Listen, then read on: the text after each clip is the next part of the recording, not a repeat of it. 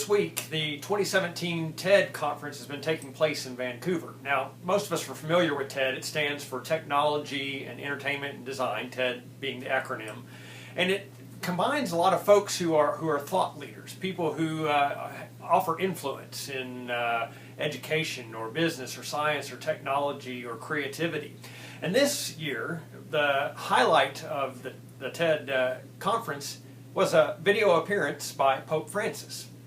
Pope Francis, in responding to the theme of the conference, which was the future you, said three things. Said that the goals are achievable for a future you only if you work together, work with someone else. Said second, that innovation and technology are fine, as long as those things don't leave out the other. And then third, he called for a revolution. He said we need a revolution of tenderness. Here's how he described that. He said that tenderness is a love that comes close and becomes real. He said it's a movement that comes out of our hearts and it reaches the eyes and the ears and the hands. And then surprisingly, Pope Francis went on to describe tenderness as being a path of choice for the strongest and most courageous men and women. He said it's not a weakness, it's fortitude, courage, and fortitude.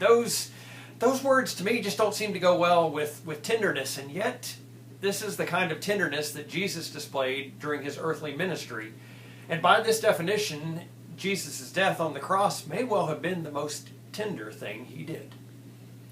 Well, back in 2009, another TED Talk was given by Simon Sinek. It's a video that's been viewed now about 31 million times. It was based on his book called Start With Why. And Sinek in this video suggested that every person and organization in the world knows what they do, but few know why they do it.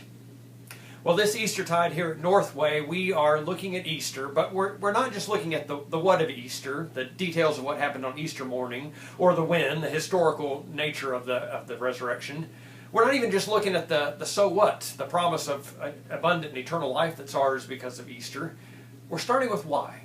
Why Easter makes a difference to us, why it still matters today.